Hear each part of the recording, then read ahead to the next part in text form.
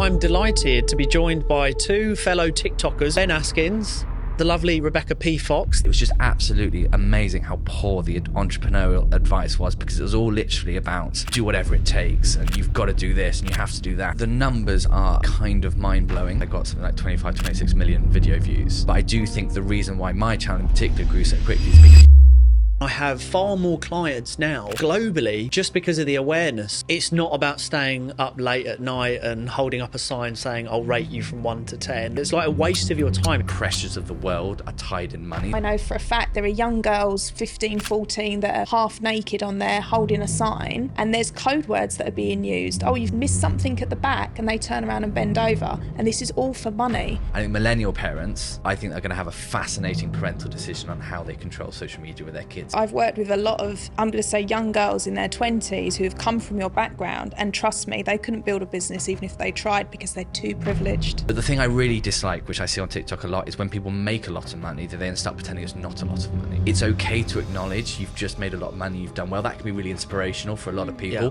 Where it becomes quite frustrating is you make a lot of money and then you start doing this thing, made 20 grand. Hey everyone, welcome back to my channel. So today I'm delighted to be joined by two fellow TikTokers. Always sounds really weird saying that. We were talking about that off camera.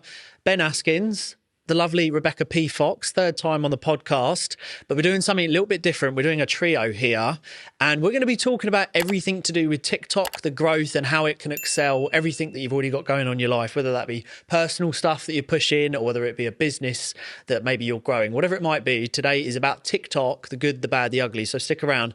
I'm actually going to hand over first to Ben. So Ben, anyone that doesn't know you or isn't aware of what you do and what you talk about on TikTok, mate, just give us an overview of what you do. Yeah, well, thanks so much for having me.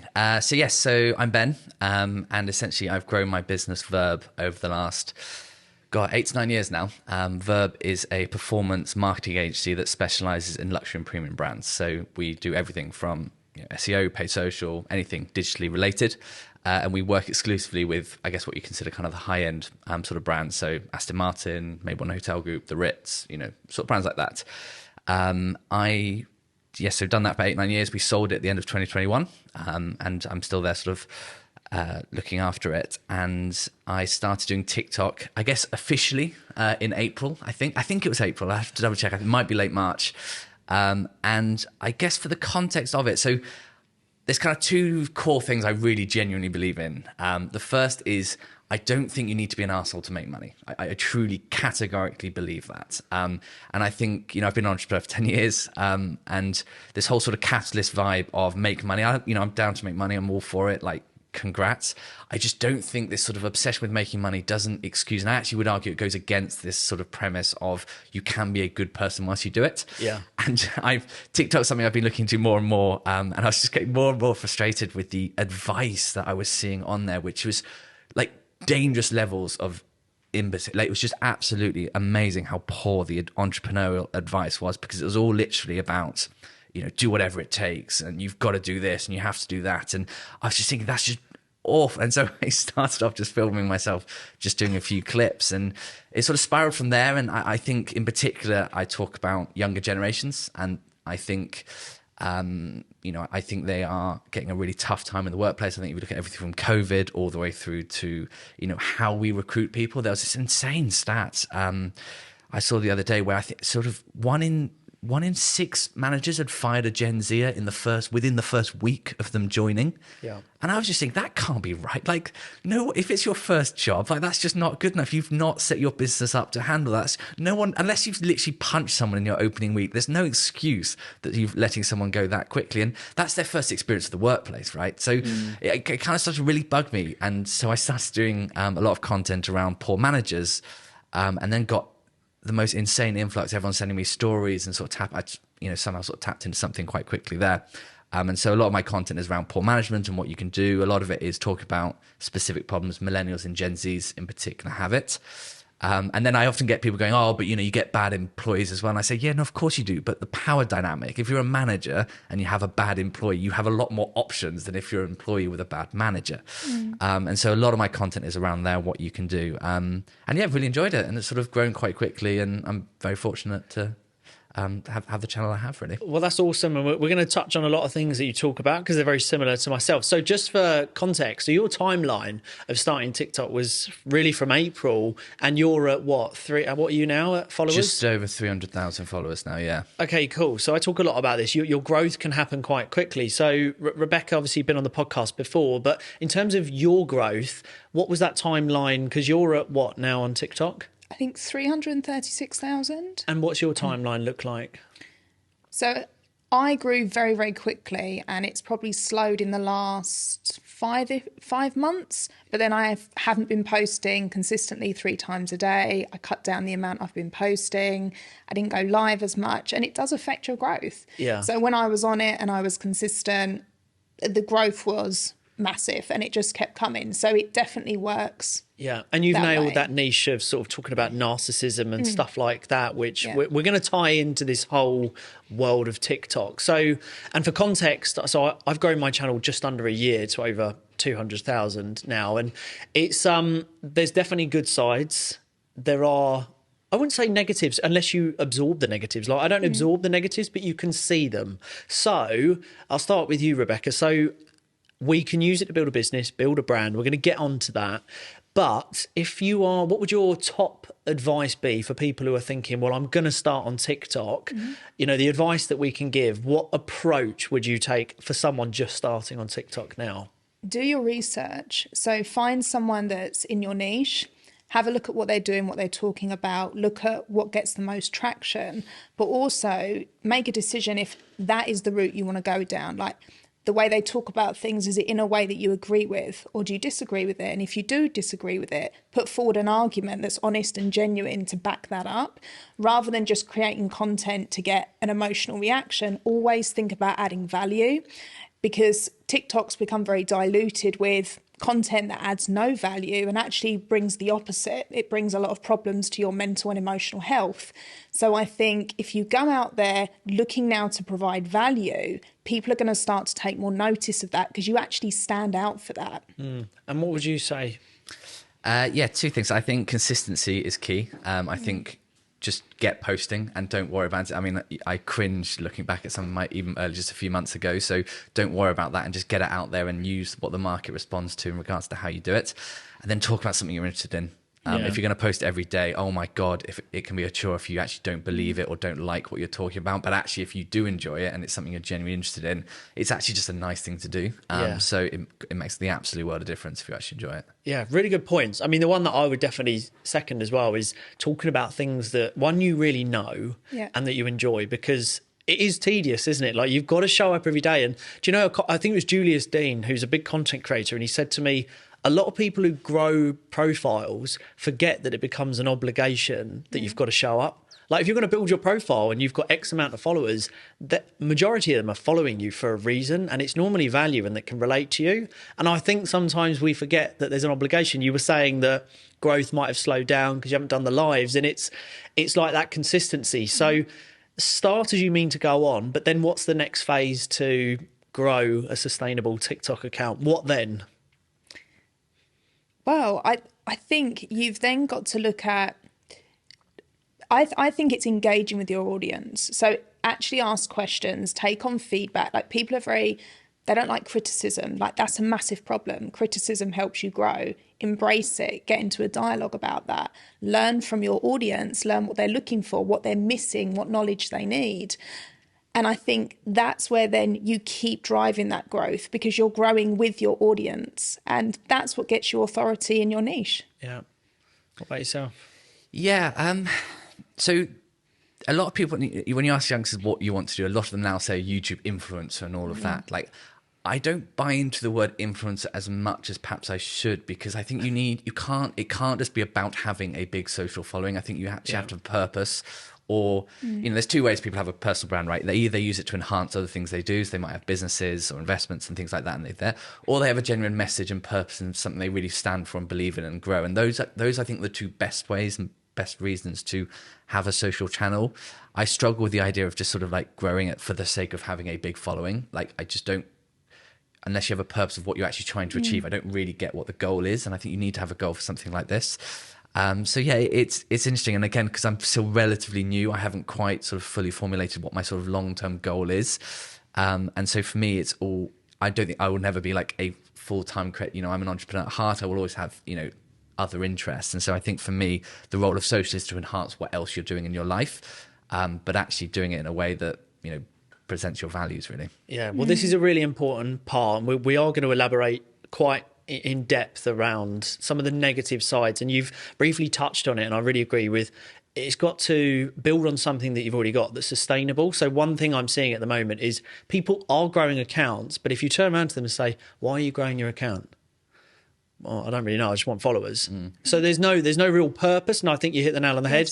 I saw a post recently from Simon Squibb, who I know quite well, and he put out, I'm actually embracing that I am now classed as an influencer. And it's fine because I think we're in this transition period of, if you're growing a profile and you're saying to someone, I'm on social media, they still don't take it seriously. Like there's a little bit of a like, oh, right, okay. So you sit at home and you do your thing. Well, it's a little bit more than that if you have like purpose. So what would you say in terms of how powerful TikTok is? So just my 2 pence worth, it has excelled my first business, which is Knightley Investment Group.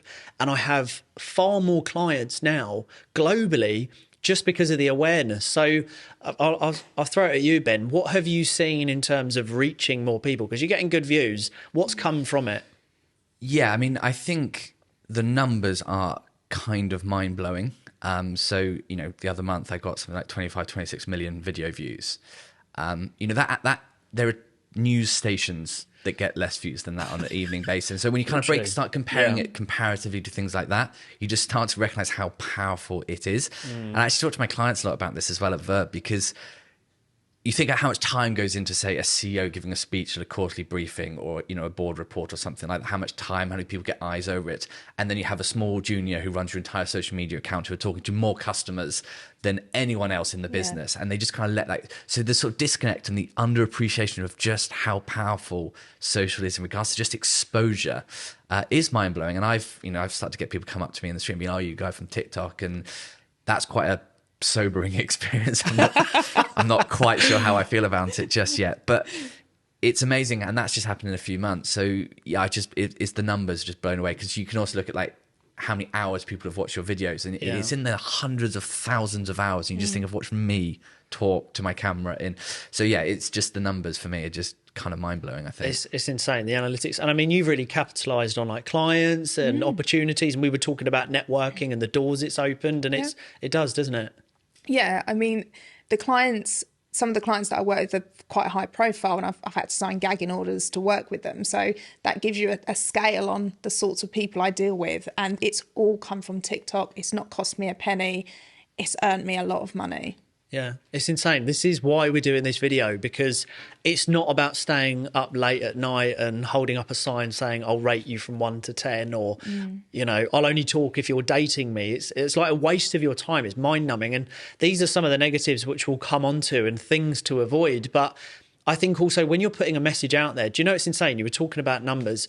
So you can go on apps or you can work it out. But for me, so far, I've done it'd be close to 239 million views. Nice. That's insane in less than a year. You've probably done similar numbers. We've probably all hitting high numbers. I don't know if you've looked. Have you looked at your numbers? No, I didn't know you could do that for me. You can find out how many views you've done. And even if you type in your name on the search engine, so on TikTok, if you go type in your name, scroll along to hashtags, and you'll see what people have searched for you and how many times. Oh, wow. It's mind-blowing. Yeah. So I think Aaron Knightley, for me, is something like 81 million views that it's had so far. So you can all do that. And then obviously you've got to calculate it or use an app. But like you say, you're beating news stations. So the message that we're putting out, also, I don't think sometimes we quite realise that we're reaching so many people. And when you see 1,000 people or even 10,000 or 100,000 people, that's a lot of people that are watching your content. So are you also conscious of things that you're saying, and again having a purpose, a bit of a value in your message? Yes, very much so. So I think going back to the original reason why I started doing TikTok in the first place is I'm very conscious of and I think when someone grows quickly, right, there's two possible reasons that's happened. Either they've done exceptional content, which I generally don't. I've done nothing new in that sense. I think I'm actually in the second bracket, which is I've hit upon social reflecting what's going on in the world. Yeah. And I think when you look at my content, it's very much around supporting younger generations, because it is a topic I feel really genuinely passionate about. I think across housing, environment, workplace, sort of, everything, I think the younger generations are getting a raw deal. And I think the fact that I've had so many views and so much exposure so quickly is actually reflective of that rather than anything particular I've done.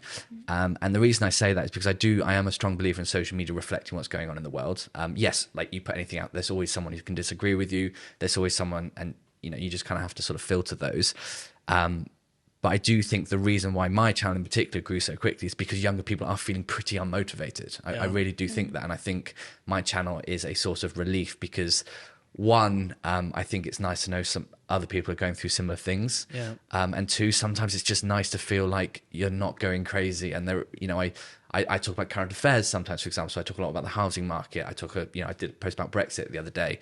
And it is quite astonishing, I found, quite sobering actually. And so it's something I'm very aware of, that for whatever reason, people do follow my channel. And that does come with a source of responsibility. And I'm not going to start just abusing that for sort of personal gain, because, I sort of appreciate the position that I am in. I think people can probably relate to you as well. I find that, and we mentioned this last time, I said just before last Christmas, I think there'll be a real growth opportunity for people who are just authentic, transparent, and talk about real things, opposed to trying to fluff things up to bring in an audience which is fake. But I mean, you talk about sort of narcissism and problems that people are having, and I think a lot of people relate, don't they? Hence why they stick around and watch and engage. Yeah, and the truth is, as much as social media has a very good place when you're dealing with people who are doing it who are putting out content from a purpose point rather than I'm just want to make money. Let's just make money, follow the trends, which is encouraging toxic behaviour, because you're creating a short attention span, you're creating a disconnect with other people, you're doing transactional things, so you're developing transactional relationships actually is what's going on here. Yeah. And then people disconnect in the real world. So it was interesting when you said, people that have their first job, they're struggling to stay in it. But is that because they've followed what they've learned on social media and they don't have the ability to connect? Do you see what I mean? Like, that's a really interesting avenue that I would have wanted to have looked down. Yeah.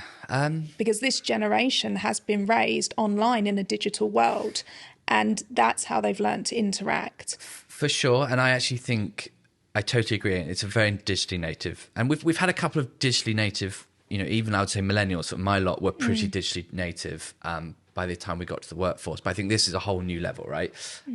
TikTok's now a search engine. It's a whole new level in regards to how people absorb content and engage with content. I think a lot of companies just categorically haven't caught up with that. Right. And so I look at some really archaic premises. There are big graduate schemes who will hire 80, youngsters, essentially grads, knowing they'll lose 50 by the end of the 2 years. Like, that can't be, we can't, I refuse to accept that's a good way to do things. And it really bugs me that we've just accepted as a society that that's okay. That means there's 50 kids, 20, 21, 18-year-olds, whatever they are, their first experience of the workforce is either failing at getting through a system or being let go at the end of 2 years. We have to do better than that, can't we? Yeah. We have to be able to screen things better, hire smaller, you don't have, I understand there's only a certain amount of jobs, but hire a smaller and invest more in those. Don't hire, so we have to be a little bit better. And I think we have to listen to youngsters. When youngsters say these grad schemes are impossible, or these recruitment processes is mad, or these systems just don't work, I do feel like there's a tendency from the old generation just to go a little bit, mode. It's like, or we could listen. Yeah. We could actually listen and actually hear where they're coming from. So it does, I totally agree with you. And I do think companies need to be better. And there are a lot of good companies out there. If you read my channel, watch my channel, it just sounds like doom and gloom all the time. There are some phenomenal companies who really embrace that. But that's good, right? It means companies are having to differentiate, and they differentiate by providing better working environments. Yeah. So, it's an interesting point. But this is the good thing about the awareness of TikTok. So, for anyone who's watching right now, is this information that you consume. So there are a lot of people who share information, which is quite frankly a load of waffle. Like, you can tell they're absolutely talking crap. But then there's a lot of good information. And I think younger people who are going through certain issues or they're having really bad experiences, I think they've either been watching the wrong information and they've set a standard or an expectation. Yeah. It's the same for sexual relationships, money, starting a business. Everyone thinks starting a business is an overnight thing, especially if you've got, I mean, there's one, I'm not going to mention his name, there's one guy on TikTok, drives me bonkers because he will paint the picture. If you start today and you follow me and you click all the links in my bio, next week you're going to be a happy person, you know, and you're going to be launched into this like incredible 6-figure business. And it's not. So what I like about what all three of us are doing is there's reality behind the content, and the more awareness, that's the exciting thing. So Rebecca, how do you find your videos perform in terms of subjects that you're talking about? Who really relates to what? Like, what are you noticing people really attached to you? Obviously, you talk, you know, a lot about sort of the mental health, the mindset of and narcissism and overcoming issues and stuff. But what do people really attach when you're putting out content? Because what I want people to take away from this is that you're talking about real things, like real life experiences, and that's far more tangible than talking a load of waffle. Yeah, what tends to get the most traction is when I talk about different power dynamics. So whether that is with a male and a female, or whether that's in a work environment, and how it impacts people, but then also how to recover from that. Because people are recognizing now what toxic behaviors are. Like, they understand that now at a higher level. I don't think they've quite grasped fully what narcissism is and, you know, the different components in that, but they get it when this isn't good, this is toxic. But how do I fix it? How do I actually deal with it now? You know, because now things are actually getting brought to the surface. It's more recognised. So people now want to know how to navigate that part of their life differently. And that's what I find gets the most traction. People want acknowledgement that, yes, that is wrong. The employer was wrong. The manager was wrong. My partner was wrong. They want the acknowledgement there to say, you're on the right track. It's fine. This is how we get out of that now. Yeah. And what about yourself? What do you find like really grips people? I think it's definitely more anecdotal, so specific scenarios that have happened and getting responses to that. It's definitely, sadly, the more negative stuff does better than the positive, which I guess is something we should all reflect on. But I think it's when it's a very specific scenario that everyone recognizes and can relate to. That's when people just go, "Oh my God, this happened to me," all this sort of thing. So it's when you take quite mundane things that happen in the workplace that just frustrate everyone. And for me, I really use it as a barometer, because you get some of my stories are just quite wild and out there, and you just think, oh my God, how is that ever possibly going to happen? But actually the ones that do better are the very everyday scenarios that just frustrate everyone. So fucking around with annual leave, for example, where bosses just cancel that, or you know, invading personal time, or, you know, it's just the every sort of day-to-day sort of issues that happen in the workplace. They actually do a lot better than, you know, the odd absolute sort of anomaly story we just go, you know, you share because it's almost a wild story, rather than saying this is a very commonplace scenario. And do you know what I find as well? I've seen a lot of it recently, and some of it is cringeworthy, and take note of what we're about to say and talk about. Being very just organic, like real stories. What I find is everyone's trying to be quite, they're trying to do this slow talking, very kind of motivating and forcing content. And then you look at the views and you think, it's not getting the views because you're forcing what you are hoping is going to work. And you've not really pulled on the emotional strings. Because like you, where I talk, you know, a lot of my content where I talk about the workplace and, you know, escaping it and starting a business and doing it in like a mitigated risk kind of way, you know, doing it with a plan, that works because I've done it. That's what I did. And it's all from experience. And some of the problems you're talking about, I've seen it firsthand.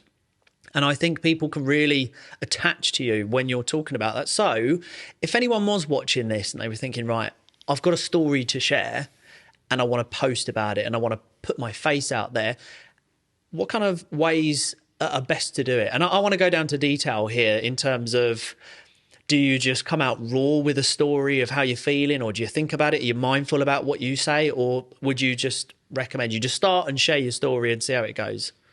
Yeah, I like doing it cold. So I find my initial reaction works best often.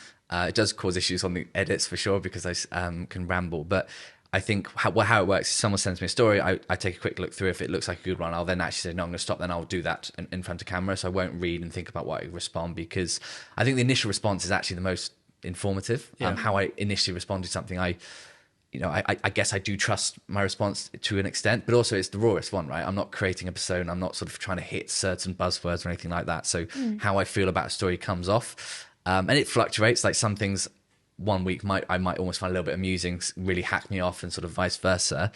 I'm very specific about not share. So one of the biggest questions I get on my channel by a long, long way is, can you name the company? And I never do. People often work it out because some of the stories are quite famous. So, you know, there was an email one which was very famously Apple, but, you know, there's a lot of things out there.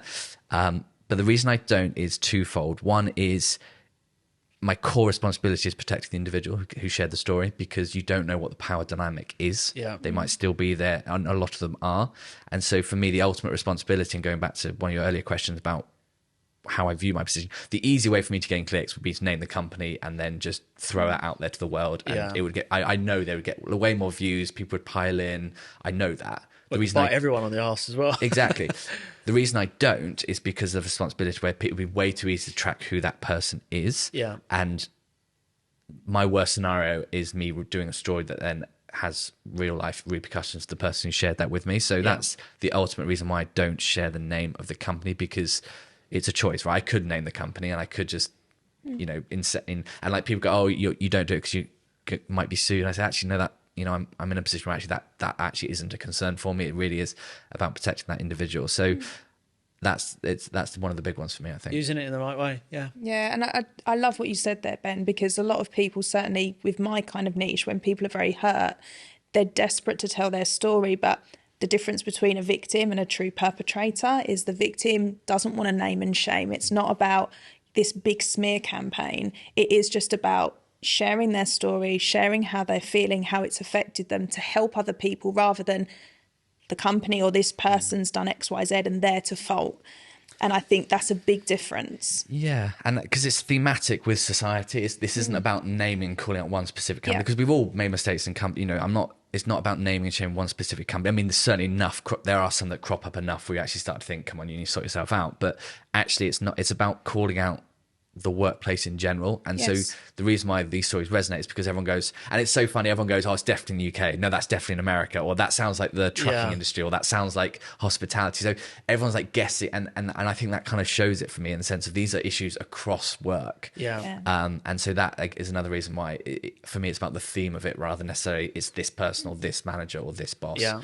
Well, like you say, I like what you sort of said about the theme of it. You're not going for easy views, because that's what sometimes I look at my content and I think, I talk a lot about the employment, the problems in it, how to get out of it, the whole micromanagement and answering questions. And I think, God, I'm getting some pretty big views here. I could just carry on going down this. But like you say, you don't want to get to a point where you're talking about doom and gloom too much. And you think, oh, you know, I don't want people to think, oh, he's going off again. You know, it's like, so that's why I have 4 core pillars to my content. I diversify so that I'm sort of breaking it up. But that's where I think a lot of people are going wrong on TikTok. Specifically, I would say that's the hottest platform right now to go boom to the market. And I think people are going for those quick views. I mean, look at that absolute numpty who went into someone's house and like stole an old lady's dog. Yeah. What longevity are you gaining from that? Like, how are you going to earn money? What are you gaining from that, apart from a day or two of viral views? I don't understand what you're going to get from it. But that's where that mentality of this generation's coming through, where it's transactional, because they've been taught to believe you can make money on TikTok, which, yes, you can, but TikTok doesn't actually pay that well. Just like, you know, YouTube, depending on your level. But people get this idea, you know, let's face it, the guy, what else would he have done? Yeah. He had no ambition in life. That seemed like a quick way to make money. Again, transactional. He doesn't think long term. You know, let's get a career, let's add value to society. Yeah. No, let's make this transactional. Let's just earn some money. And it doesn't matter if anyone gets hurt along the way, because that's the way it works, right? Is this an educational thing from parents? Because I think parents, I talk a lot about parents. I'm a parent myself. And there's a huge responsibility as a parent to really show your child what can be the right way. Yeah. And I feel that when you see a lot of these people who are watching these, you know, content creators, and they're thinking, my God, they're getting like 10 million views for doing something ridiculous, which is going to have no benefit to society or them, they're not getting brand deals. So is this an educational part? Where do you think people go wrong with content, and what, you know, because we see some ridiculous stuff on TikTok. What's the cause of that, do you think? Virality is seems to be the goal. So I mean, most content on TikTok is stolen from elsewhere. So someone see a format does well, they go, right, how do I accommodate that? And I would argue most content creators do that. I think the problem is, I think millennial parents, it's in sort of my lot, I think they're going to have a fascinating parental decision on how they control social media with their kids coming up. I think that's going to be one of the big discussions. And I don't know what the right way necessarily is. I personally don't know exactly. If someone said, I don't have kids, but, when I do, if someone was asking me right now, like, how would you dictate social media and when they can have a phone and what they get access to? I actually don't have an answer right now because I don't know. There are massive pros, there are massive cons. And so in regards to like people doing weird stuff online, in regards for just views, it's just kids have always done weird stuff, but now they have the platform to kind of show the world to do it. And I think that spurs people on because they're getting the attention and, maybe they're not getting that attention elsewhere. So it's a challenge for sure. It's definitely one of the cons of social media is people trying to escalate. I saw, this poor kid died the other day from eating one of those spicy chips for, one of those weird chip challenges. That's just tragic, right? That's so sad. And that you can't not blame social media for that. Yeah. Because, he's not done that the only reason he's done that is for the film and the potential clicks. He's not done that for the taste, has he? So it's a really tough part of social. And I think the education element's key, but we've got to help them. Like, it's on us to support. It's not on kids to figure this stuff out for themselves. Yeah. Like, I really do believe this is something that we, as adults, that sounds incredibly patronising, but the older generations have a responsibility to support and create spaces for them to explore. Because creators, right? I saw this amazing kid who's building Lego on TikTok, and it's utterly unbelievable. Like, I can't tell you how creative this kid is, and no one would see that if it weren't for TikTok. So there's so many pros. There's so many pros and so many wonderful moments which is why I am always for social media rather than like total against it. But for sure, there's cons, and we've got to, as a society, mitigate those as much as we can. Well, isn't it crazy how it's not taught in schools? I think there should be an entire lesson of how to manage it is almost like an emotional roller coaster for some people who don't know how to control it. Like, it's crazy how it's not taught in school, that there is a whole lesson of, right, kids, you're all going into a world of social validation and everyone wants this. This is how you're going to need to deal with it. And bearing in mind, we're going to talk about reality. You're not all going to earn 10K when you leave, by the way. So get that out of your head. Do you know what I mean? It's weird how it's not taught in schools. This podcast was kindly sponsored by Sound and Vision Production Studios in Bromley. They are the one-stop shop studio for all of your content creation needs. That be long form or short form. They are empowering creativity through high quality audio and visual productions. So what are you waiting for? Step into the world of content creation. Book a session with these guys. They know what they're doing and they'll be able to take you to the next level. Again, I don't have children. This is not something I'm massively updated on, so I don't know. But there's only so much, everyone wants to pass the buck, right? I liked what you said. I believe it is on the parents. Many parents will send their children to school and they're not even potty trained, and they expect them to teach them those things. Everyone wants to pass the buck. There's a lot of laziness that goes on. I think it's all about educating yourself. You've got to take responsibility as parents. And in schools, yes, they have a duty of care, but how can you possibly manage that? It's such a vast thing. And then people say, well, what about the platforms? The platforms are trying. I mean, recently I've noticed on TikTok, when I've gone on there for something or other, a live has come up and it's actually asked me, is this live suitable for over 18s? Yeah. Which is great. But also I know for a fact there are young girls, 15, 14, that are half naked on there holding a sign, and there's code words that are being used. Oh, you've missed something at the back, and they turn around and bend over. And this is all for money. Again, we're talking transactional. But how do we stop that? Because they're saying, no, I'm 19, but it's quite obvious. Yeah. And they're saying, oh, show us your feet. What's your toe polish looking like today? And then they're gifting them online. Yeah. So this is almost like it's normal. Yeah. But why are the parents not already starting at that point, It does. I mean, it does fall with the parents. Can you get the platform to stop all of this? Not really. I think this is only going to get worse. I also think this is going to have massive effects on relationships because everyone has this weird expectation. Yeah, everything's transactional, right? Yeah. I mean, one thing that I'm concerned about for people who are allowed on TikTok, it's like any other platform. There's not a huge verification process, is there? To say that I mean, I don't know if you have fake accounts. I have bloody, I don't know, like 30, 40 fake ones. And I'm constantly getting messages saying, hey, Aaron, did you message me? And I'm like, no, literally, I only have 2 accounts, this one on my podcast. That's it. And they're like, oh, I was being asked weird stuff. So it's quite scary on that front, but more so what's going to happen in 10 years. And that's where I think, you know, the three of us putting out a good message is really, really important because there's so much crap out there. What would you say for anyone like who watches your content? Do people go on to actually action what you talk about? Do you get much feedback from when you post? Because that's the other thing. It's quite nice to get some feedback when you're putting out the content.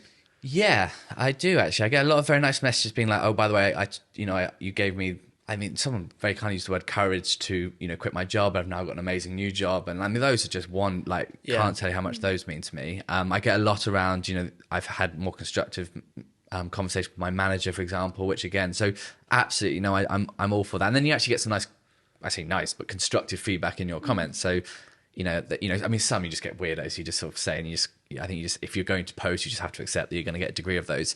But a lot of them you can take on board. And, you know, I think someone said, oh, your content's getting a little bit more, a little bit repetitive. I thought, okay, that's actually quite useful advice. You know, I'll take that on board. And so I actually thank them for it. And so you do get a lot of messages which are nice, and I think you do need validation in this, not like you're amazing, but like validation in the sense of this actually really helped me. And I think those are really important things because it is weird. You're talking to so many people, but you're not. You know, you're sort of facing a camera, and you actually it's really the actual concept of social media is a bit weird that you're in a room and you're getting access to so many people. Yeah, literally. And so it's weirdly lonely sometimes. So it is quite nice to get that. And so, yeah, I think it's an interesting part of it. Well, you've got to have quite a bit of courage to be on camera, right? Because one of the hardest things, I mean, what do people always say? Oh, I'm struggling to start getting in front of that camera. So if anyone's sort of wanting to start, you know, kind of how do they overcome the fear of, because that's the main thing, right? Judgment, the negative comments. But we're going to talk about those in a minute on TikTok because they are some weirdos on there. But how does someone overcome that? Oh, I don't want to talk to a camera and put my face out to be judged. So what I actually did for the first, I reckon, 3 or 4 days before I actually ever posted anything, I did not stop on and off, just getting my phone, recording, getting used to it, playing it back, hearing my voice, seeing my face. And the amount of times I thought, God, this is awful, but you have to get used to it. It has to become like second nature. So my advice would be, don't think I'm going to record once and upload it and just go for it. Get used to it. Do a week of just messing about, you know, getting the tone right, seeing, because it's funny, I don't know if you remember, I think I did one that was about 30 seconds and I swear it felt like 5 minutes. It felt like the first one I did, I thought, God, that's really long. And it was only 30 seconds. But because you're not comfortable, are you? So you're kind of finding your feet with it. So that would be my advice, is to just practice with no intention of loading anything to start with. And then go from there. I think also sign off your first 10 videos. I think just accept your first 10 videos are going to be crap. The first one's really hard. The 5th one's pretty hard. The 10th one's kind of hard. And then by the time you're done 20, 25, you start to get into a bit of a routine. You're a lot more confident. And your content just gets better and better. Honestly, it's quite, if you've been posting for a while, go have a look at your early stuff because it is actually, it's hilarious for one thing. It's quite cringing in others, but actually it's quite nice to sort of see the growth, the progress. And you go, wow, actually that's... and I found it actually helped. You know, there's a few things that I used to do on camera. That sounded weird that I meant to sound, but like features and like ticks, and you go, oh, you know, it's helped with my speech, I would say. Still a long way to go on that, but I think it's a weird bit. 100% confidence. You know, public speaking, being able to engage with different people, you know, even networking. Some people find it quite hard to network. And that's quite nice when you start doing content. You start to feel a little bit more confident, you know, certainly from people who don't really like to talk to people who they don't know. If they start recording, it doesn't get any weirder really than talking to a camera and no one else is in the room. So you kind of step out of a comfort zone. On the flip side, again, there are a lot of people that simply don't start, and I'm a massive believer, and I really push the message of start, because if you apply 12 months, I always work on a 12-month period. you build whatever you want in 5 years, but 12 months you can change your life and just start. But there are some weird people out there.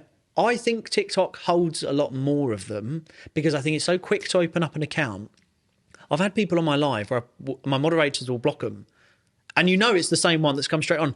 And I had one guy or a woman, and they came back on with like 12 accounts really quickly. And they came back on and they were like, you thought you got rid of me? And I was thinking, how many fucking accounts have you got? Like, you must be so bored. So I deal with this personally by being on very thick skin. Not a lot bothers me.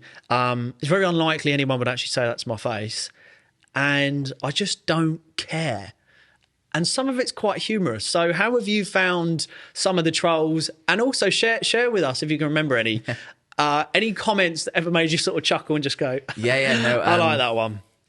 Yes, there's definitely, and the personal insults I'm actually fine with. I think where I struggle is when they've slightly misunderstood and you've not got because obviously it's a 1 or 2 minute video. Don't get the full context. In comments, you've not got a huge amount of character. You can't give them a full lengthy explanation. So I actually struggle more with when, oh no, you've just slightly misunderstood. I'd love to like have 30 seconds with you just to clear up why you've misunderstood me. But yeah, you get some really common ones. The best one was, I'm not taking advice from anyone who's got a head who looks like a button-nut squash. Wow. Which actually I just found that. really funny. And I actually messaged him, and that really made me laugh. I mean, personal insults. Yeah, I'm obviously quite ginger and all that, so I get a lot of that. That doesn't bother me. So there's, personal insults are fine. It's actually the nuances. So one of the classic ones I get called is, because I talk a lot about making money the right way. That's one. Just a positive, by the way. You don't look ginger today. Yeah, so if you are ginger, you don't look ginger. You're looking German blonde. I have made peace, and I am completely fine with it. But one of the parts, for me, it's about making money the right way. And I actually talk a lot about the starting point. And I say, I don't think, because everyone goes, oh, you can't just give everyone everything. I said, no, I'm not saying that. I just think you should give everyone an equal opportunity to have a go at it. That's kind of one of my core things. And I refer to it as like a starting line up. And I say, look, once the bell goes, whatever, and you start your race, that's fine. Like, that's great. Everyone should just have an equal opportunity, but everyone should start in the same place. And so I talk a lot about, it is harder for, if you're from working class, there's just or if you're a woman, or if you're a minority. Now, there's so many reasons you're discriminated in so many ways, and like I just think it's so naive. And so but then I sort of say something like that, and I say I think everyone should get a fair shot and all that sort of thing, or I call out some of these, like the water companies are doing my head in the UK, for example, and I just talk about how utterly unskillful as entrepreneurs or businesses they are, because all they've done is buy an asset, leverage it with debt, rip it out for profit, and then fuck up the whole process. That's not good capitalism. Like, I am a true capitalist, but I get called like socialist and communist, and I go, oh, you're just misunderstanding me. Like, I've been an entrepreneur for 10 years. Like, I'm not, I don't really care about those labels, but like, you're misunderstanding what I'm saying is I don't think there's skill in borrowing money, buying something, ruining it, and ripping out profits. But it doesn't bother you, does it? Like the comments, like, it doesn't bother me, except I can see how arguments and misinformation gets spread, because I see people say things like, "Oh, this," and you go, "Oh, you're so wrong," and it breaks my heart that you're that wrong because you so think you're right. And I know that sounds almost quite patronising thing to say, but I'm talking about like actual facts here. I'm not talking about sort of opinion of sort of optics, but it's a funny one. It's a weird one. And then you get the weirdos who just sort of message random things, which are either bots or just pure abuse, and you just go, fine, just not even going to engage. I mean, I know that we're all going to get them, and just before I hand over to you, Rebecca, I had one of the funniest, I mean, I've had a lot, but one of the funniest ones was this dude looks bald with hair. How does that look? Ben like that one. Yeah. But I've had many, and to be honest with you, it's water for ducks back, because it's coming. Like, just accept, like, if you start a business or you're trying to build anything decent, hard times are coming, right? You've just got to kind of go, it's on its way. I don't know when it's coming, but it is on its way. What about you? Have you had the experience and any comments that stick out? What's been very interesting is that only hate I get is from men. I never get anything negative from women, and I always make my content very gender neutral, because a lot of people like to make, all men are narcissists. No, that's not true. It's far from true, and I'm very much an advocate of that. And majority of my clients are men who have been in relationships with narcissistic women, so I'm well aware of the dynamics. So normally I will get comments from men along those lines. oh, she's a narcissist, oh, who does she think she is, those kinds of stuff, or, you know, it's just silly stuff. But that just says to me, I'm on the right track. These guys are triggered. They need this brought to their attention. And I will always reply to them with a video, a bit like what you were saying, to actually say, look, these are the facts.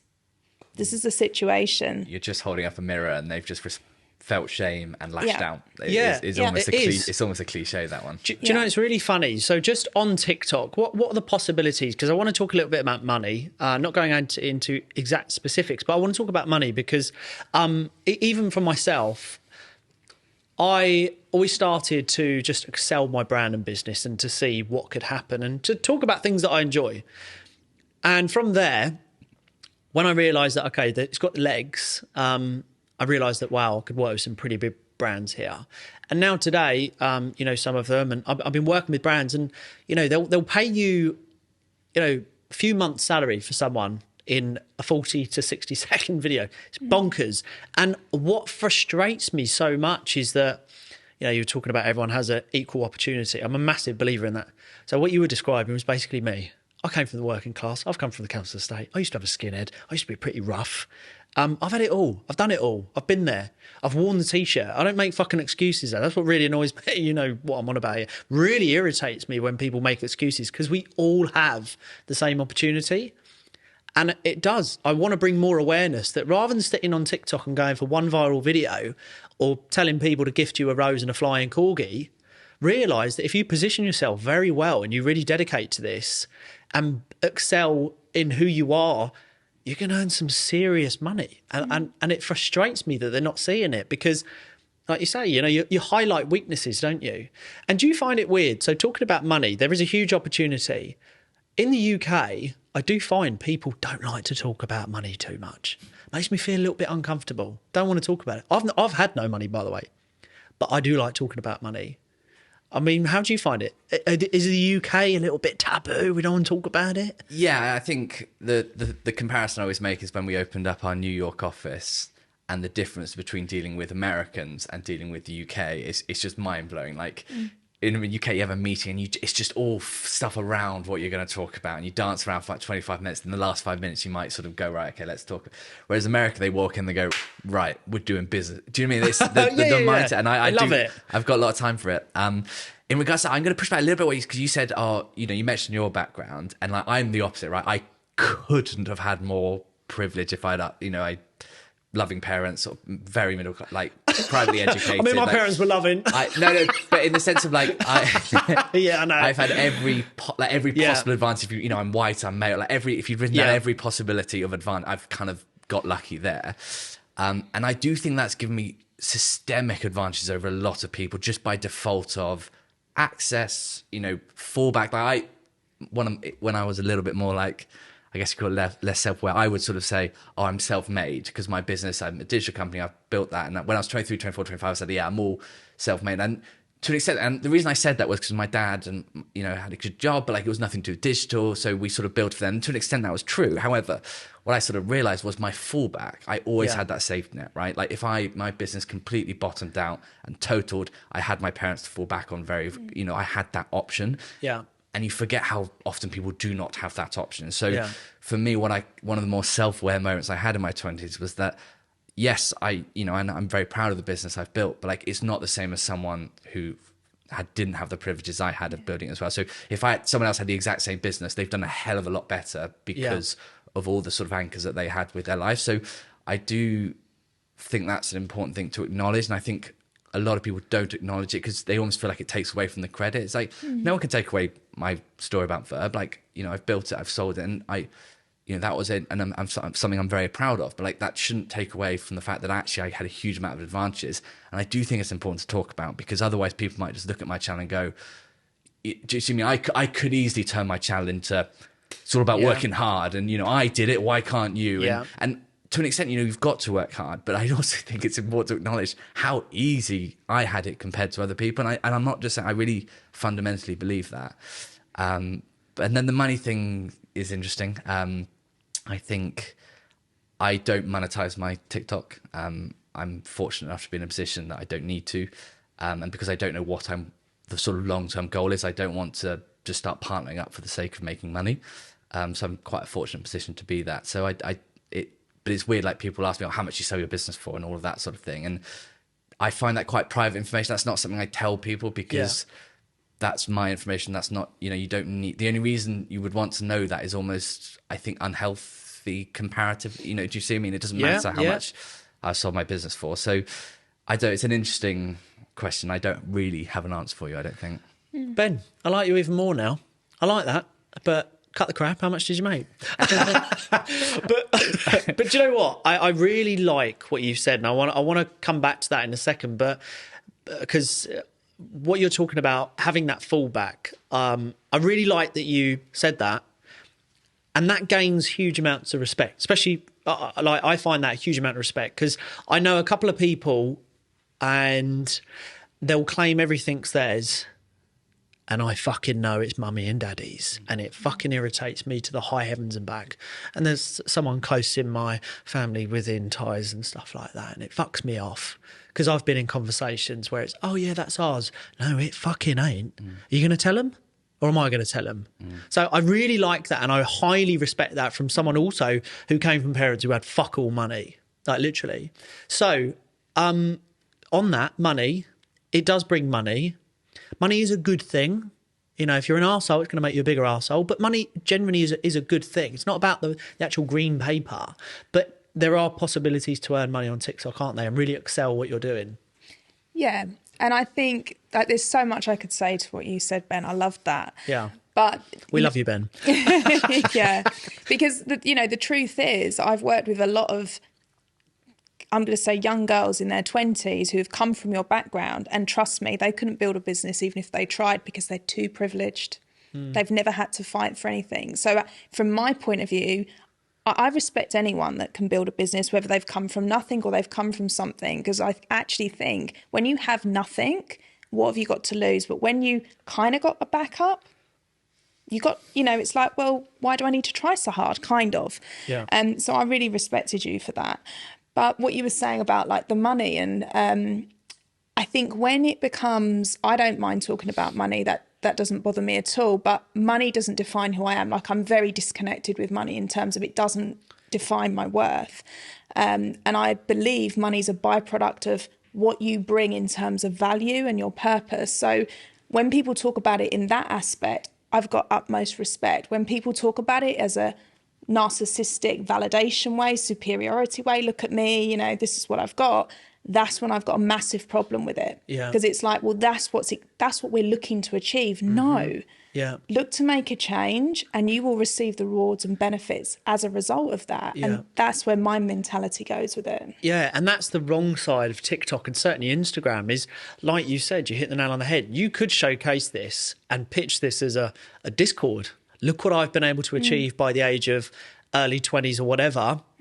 Done it all myself. Why are you lot not following suit? You should all be millionaires in your 20s, but you're not. What's wrong with you? You're making excuses. But join this Discord and don't worry, Benny Boy's going to get you there. Could have done that, but I really like that. And do you know what? People will attach to you so much more. And I think people come unstuck. And I've actually, Ben, there's another Ben, friend of mine, who's actually once my graduate manager, but he was awesome. Like he was a rare one. But his parents are extremely wealthy.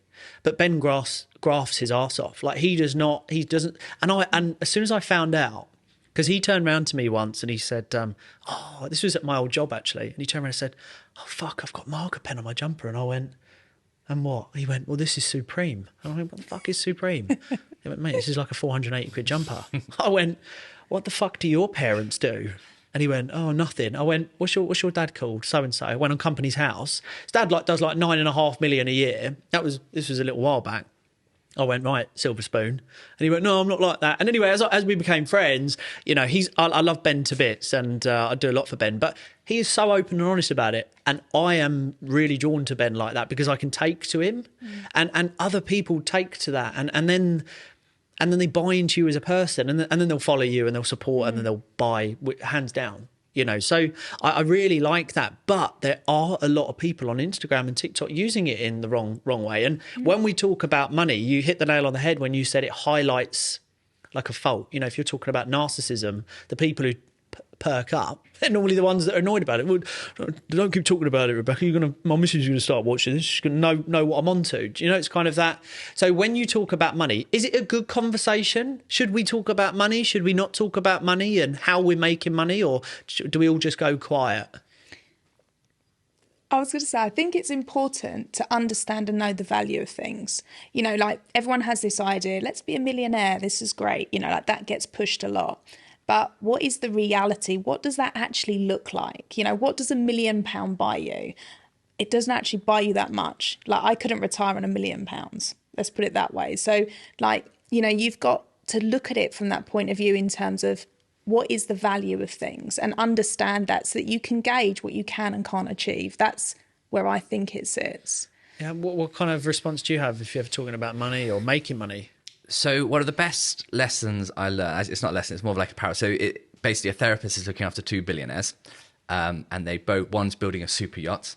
And then the therapist goes to the next session and he's really angry because this person's building a super yacht. So he says, right, I'm going to build a bigger super yacht. So he builds a bigger super yacht. And then the next session with the first person, the therapist is again talking to this billionaire and he's furious. He's seething because he has a super yacht. And now he's going to say, right, how can I add to it?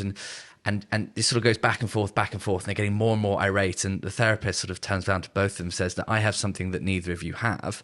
And they were staggered and they kept going, oh, no, that's not true. You know, I can buy anything you want, like literally say something. And she says, yeah, I have enough.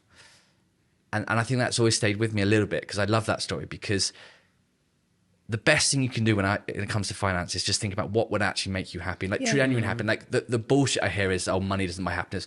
I hate that line because it's nonsense. So many pressures of the world are tied in money. So I find that, and I find it distinctly unhelpful in entrepreneurs who've made a lot of money start quoting that. I find that a really unhelpful line to sort of peddle. So I don't like that line at all. But what I do like is this idea of if you compare yourself to the person who's rich, then you're never going to be happy until you're. Yeah. I mean, who is it at the moment? Is it Bezos? I can't remember who it is. I think it's. Do you know what I mean? Like, Elon, so I think. Yeah. Until you actually you've got to think about what would, think about the life that would generally make you happy and acknowledge that and mark that. I think about reverse engineer. I'm a big one of setting goals and financial targets. You say, right, in order to buy this house, I think I need net worth this, I need this, my disposable income needs to be that, I want to send my kids here. If you want to do that, I want to go on holiday.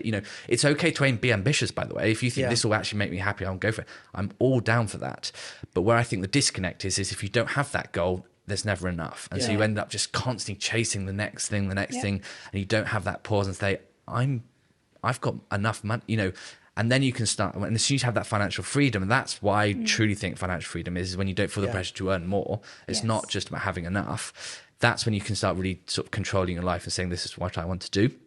And so I do think it's important to talk about money. I think it's important to be aware of what the actual average is. Like people, you tell someone what the minimum wage is, people go, are you joking? The average wage in the UK is way lower than people think. So I think it's important to acknowledge the actual realistic. You look at TikTok and it's always, why is it always 10 grand a month? Like why is every scheme? $5 grand a month puts you in the 60, 70, 80 grand a year. That's a phenomenal, do you see what? So this sort of disconnect, which again, I think, social enhancers is important, but for me when it comes to money is think about what actually will make you happy, not in like it's okay to have a dream car like that. Again, like I'm not here to say don't do that. Like if you want that, go get it, and I'm all for that, and I've been there, I've written down my goals, and so I'm with you, but have a point where you go, that's a success moment for me, because otherwise you're just never going to be happy. It's going to be quite miserable. This is the funny thing, isn't it? I spoke a lot about this on a live last night. I can't stand a lot of old narratives, and a lot of them are still being spoken about on social media. Business is risky. It's not. And I don't know if you know the latest stat of most businesses failing within the first 2 years now. Yeah, it's actually way less than... 18.4%. Yeah, something like, Why? Because most of it is started with a phone and a laptop and no overheads. We're not hiring warehouses. No one's buying Arctic lorries anymore and fuel cards. It's gone. So the risk, but they're still circulating.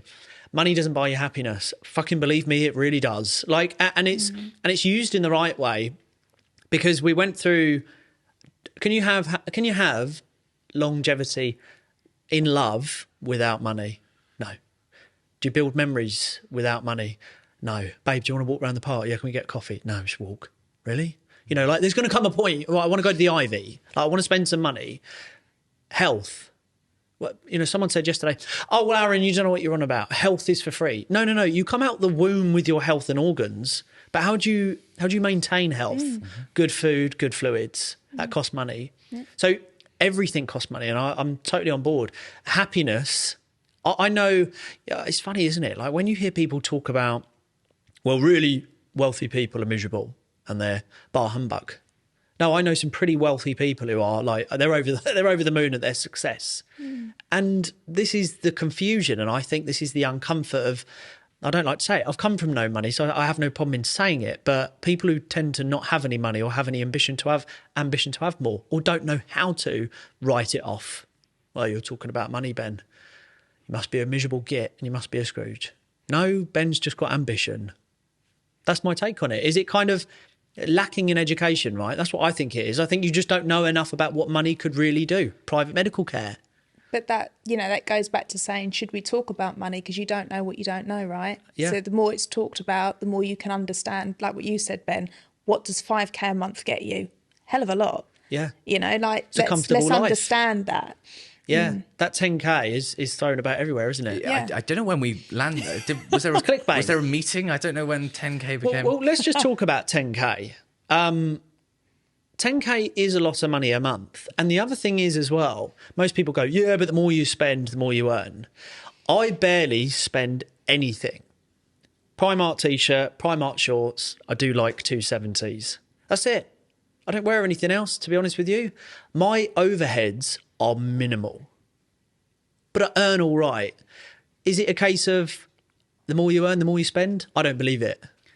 I think it is to an extent, in the sense of you go after the sort of luxuries that perhaps you wouldn't allow yourself before. So you might, I think when I see people start to get more, they do upgrade things like wardrobe, or they start to eat in nicer restaurants. They might spend more on holidays and all of that. So I think to that extent, it's kind of perfectly natural. I do think there's a cap where actually a little bit more makes very little difference. But again, I'm very aware I'm sort of speaking from a position that, I'm quite fortunate in that sense. So I do think people do spend more as they make more, to an extent, in the sense that, but they just upgrade what they already do. I don't think they necessarily start having these lavish sort of hobbies or, watch collections. That's trending at the moment. I don't get that. Yeah. I don't know. It's a tricky one. It's about good money management, isn't it? I think that's the whole thing. People see a bit of a shiny penny and they're like, it's instant, and they don't see the sustainability. Like people just on TikTok, where they're doing TikTok lives and they're getting the gifts, and let's just say they get off and they do $400 or $500. Okay, fair enough. You've been doing it for like 7 hours on live. What they do is they think, fuck, why am I working at my job? It makes people question, and then they like to spend that shiny penny, right? I mean, for me, it's about options. So I'm about to say something. So if I did this on a TikTok video, what I'm about to say, I'll get called like a socialist and a communist. But this is what I mean when I say I really think about this from an entrepreneur capitalist sense, is if you give people options and you invest in your society, you give them options in the long term over the next 10, 15, 20, 30 years, they get better educated, they get better jobs, they contribute more to society and taxes. That's in a very simple way. That's why. So I'm a big believer in giving people options. Yes, education, but I do think like we need to invest more in like a sort of schemes around giving people options to try out different careers. I think people often, especially if you're sort of from a more working class background, you kind of get locked in. You just don't have those opportunities, and that's nothing to do with your work ethic or your willingness or your talent. That you just find yourself in a scenario where you just don't have the options that you could have. And so, if you can give people those options, I just think that the society will be so much better. And I really believe that. And it's worth spending that money up front to invest over the next 20, 30, 40 years. I really do believe that. And then, when I say something like that, I do find it interesting, the response, because often it's people from those backgrounds actually saying I'm wrong. And so then I have to be careful, right? Because I can't tell you, you're living. Do you see what I mean? And so I find that a really interesting balance. And again, it's something why I really think about what I post, because I am aware of the position I'm talking from, right? It couldn't be more easy for me to say, this is what you do. So I have to really think about it. But I do really believe that. I do think it's about giving people options, and that's through education, and that's where I think actually social comes back into the conversation, because you do have access to free content. And oh my God, some of it is terrible content, but some of it's really, really good. And you can, YouTube, I think, is one of the best learning tutorial. You can absolutely teach yourself. So look at coding, look at, those jobs are so accessible to everyone. And then I see people go, I'm not very good at maths, I can't do it. It's like no job is too hard for, do you know what I mean? Like like industries wouldn't work if you could only employ the top 1% genius level. Do you mean? Yeah. So like very few jobs are like people aren't clever enough to do. You can always be taught how to do it. And so, but it's about giving them the opportunity to get that foot in the door. And that's where I think social can play a part. Yeah, I love that. The good side of money. So yeah, money has value, and I think money should obviously be more of an open conversation. So what are your final words around, you know, when you talk about money on content? Some people don't like it. Should we just keep talking about it, but we talk about it in an educational way, right? Yeah, that is me. I'm pro-education. I think people need to have education, they need choices, they need to understand there's more than just this one way that they've been brought up to believe this is how it works, this is your only option. No, there's loads of them, and I think that's where we need to go with that. Yeah, and look, I would say for anyone watching to this point is that if you're thinking about using social media, I think, you know, we've all got different channels. Ben and I talk about similar things, but we're all coming from different backgrounds. Is that one, there's a huge amount of opportunity, because to grow the profiles that we've grown is massive awareness. Like you were saying, you know, Google. Well, I don't know if you've ever spent on Google Ads, but how much will Google Ads cost to reach the kind of people that you're reaching? I mean, you're talking thousands. I would say low millions, really. If you turn around and say you're reaching 100 million people, that's a lot of Google Ad spend. And all of this can be done from home, right? Low entry, phone, half decent mic, you know, plug in mic, and you can start putting out a message. So for people who are really consuming content at the moment, they're really sort of dabbling in and thinking about using TikTok, what would be your 3 top tips to make it a success and try and build something successful and sustainable? Consistency. Post every day. Just get into a habit of it. And I think habit is as important, because one, the algorithm does thrive off regular content, but also if you ingrain it into a habit in yourself, it's actually much harder to keep up a 3 times a week rather than 1 a day, because 1 a day you have to do it every day. So definitely do that. Invest in the mic for sure. I think talk about things you actually like, but otherwise it becomes a chore and people will get across if it sounds like you're a bit bored of what you're talking about. So I think that bit's key. And then I think set a target. I'm huge. One, you know, I've built my business off actually being like, let's set this the new revenue target, and we'll hit. It was amazing, the difference of how quickly the business grew when we had a target versus not is mind blowing. But the thing I really dislike, which I see on TikTok a lot, is when people make a lot of money, they then start pretending it's not a lot of money. That bit really bugs me, because it's okay to acknowledge you've just made a lot of money, you've done well. That can be really inspirational for a lot of people. Where it becomes quite frustrating is you make a lot of money and then you start doing this thing. Made 20 grand, you know, chump change. And that's really demotivated people who aren't making that. It's also a real disservice to everything in general.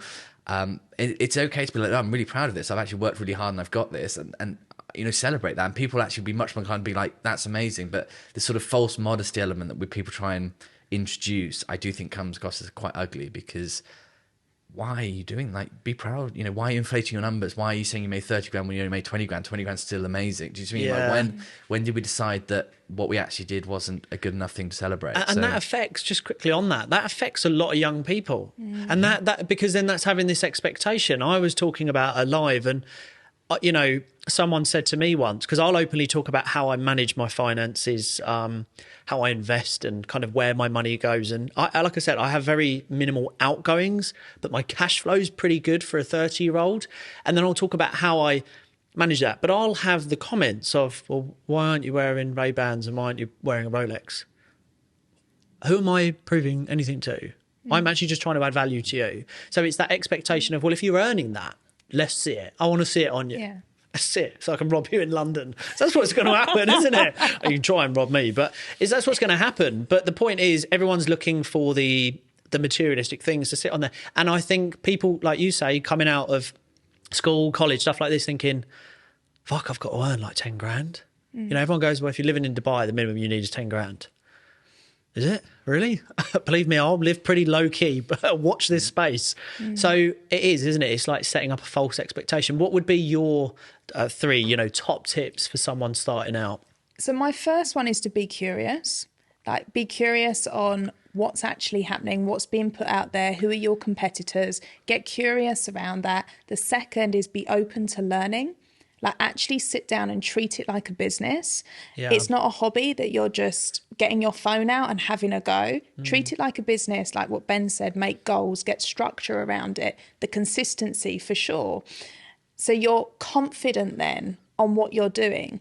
And the last one is open to criticism. Like, take on every single bit of criticism, feedback. You'll start to learn again when you're open to it what a troll is, when someone's being genuine, when they've perhaps misunderstood, and then you need to do a video response to help them understand where you was coming from with that. And it all adds to your content. But the truth of the matter is, if you treat it like a business, it will reward you like one. Yeah, I'll run my three and I'll include those. I think consistency, showing up every day. So that's what I done. So I posted 3 times a day for the first 6-7 months. So I would say posting every day, because also posting at different times. The thing I found with 3 times is morning, afternoon, evening. You get a nice spread of analytics to see when people are engaging. So you've got a good base to kind of go, what needs improving. And then the second thing, like you said, is setting goals. I remember speaking with Benji, a friend of mine who runs another PR company, and saying, what do I need to do to position myself? And they were like, go for 100K followers and just focus on that. And that was literally and like you said, I think when you have something tangible, like a target written down, you move towards it a lot quicker than it floating in your head. So I would definitely say the second one is have a goal. And then thirdly, like you say, talk about what you've had experience in. That's what I would say. Don't try and, I see a lot of people, where they try and ride off the back of other content. I had a conversation recently with someone where they were posting borderline word after word of what I was talking about a day after my content. And I reached out to the person and I just said, look, all I would say is come in at a different angle, because I don't think you're going to get a huge amount of benefits saying word for word what I am. So I think just be authentic, and that normally pays well. So as we come to a wraps, Ben, what are your goals, mate? You're obviously very ambitious, and TikToks, I would say, am I right in saying it's probably a big part of what you do day in, day out as the profile grows? Yeah, so obviously I'm with my business. I definitely have another business in me at some point, for sure. I think, that. So I think I'm going to. I feel like I'm locked into entrepreneur lifestyle now, just because I've got the bug in that sense. I think I'll always do social, personal brands for sure. I think I'm very curious in developing some more long form content and things like that. But TikTok's definitely going to be at the forefront and going to be one of the primary channels, just because I really do think it's amazing. In regards to goals, I actually hit my. I had, I was saying I had my target, and this is what I find interesting, right? I was, my TikTok stopped doing as well a few weeks ago. And I think, it's so slow, and I realized I've hit my annual target. I had a target for December, and I hit that within sort of 2. So again, you've got to recognize that and celebrate those small wins. So I'm going to redo my targets for the next sort of 12 months, which I'm quite excited by, and just see how it goes, really. Awesome, love that. Rebecca, what does it bring? So my next thing is long form content. So I've started doing long form on YouTube. I really want to get into that education space, and I want to branch out into more topics, because I have such a vast array of knowledge and stuff that I help people with. So I want to open it up. Yeah. That's where I'm going. I actually just want to touch on, we didn't touch on this, just very briefly, long form content, short form content does expand your network. I'm massive on my network and who I know and how people can really open up doors for you. You're saying when you're, as you said, even with your parents, it's a lot easier to open up a network and stuff like that. And I find also with TikTok, it's really opened up other doors. Have you seen any other doors open up, or have you had people reach out and opportunities come through? Because I think that's a big one to pass on to people, is you don't know who you're going to meet, or who might say, I've got a bit of an opportunity for you. Yeah, I totally agree. And I think podcast, Ben. Exactly. There you go. There we go. Yeah, I think networks interesting. I think I saw one of the best posts I've seen for a long time. I saw was the importance of keeping up with people, because you never know. The importance of just being a good person, and sort of having your interactions being pleasant, is you never know where people are going to end up. So you speak to someone now. It's amazing. So for example, when we started our business, we were 21, 22. Everyone was entering their first job. Now they're all, in, you know, they've sort of been working for 10 years now. So the different sort of interactions we have is amazing. But at the time, like all we knew were junior people because that was all our network. And so you never know where people are going to end up. So the importance of just being a good person, like taking each interaction seriously is really underrated. Like, so you'll be amazed how often, you know, and again, and what's so funny is you look back, no one's perfect. So there'll be loads of opportunities I've missed out on because I wasn't. But there have been a few instances recently where people have messaged me being like, oh, by the way, we met, you know, 8-9 years ago. I'd love to. And so it's amazing just keeping up with people as much as you can. I think social's a great opportunity. Love that. I'll second that. Yeah. Be likeable. Pays a lot. What would you say has helped your network grow? Exactly like what Ben said, you know, recognise they're all people behind the screen. Every single name and number that pops up, they're a person. Treat them like a person, show empathy, show compassion, build that network, you know. Love it. Well, the old saying, I mean, it's overused, isn't it? Network is your net worth. Gets a little bit boring, actually, but it is true. I mean, I will say it. I'm not a massive fan of that saying now, but it is true. So it's been an awesome episode. So both of you, I thank you for coming on. It's been a lot of value in there. So everyone who has watched so far, both Rebecca and Ben, their links will be in the description. And until next time, we will see you all very soon.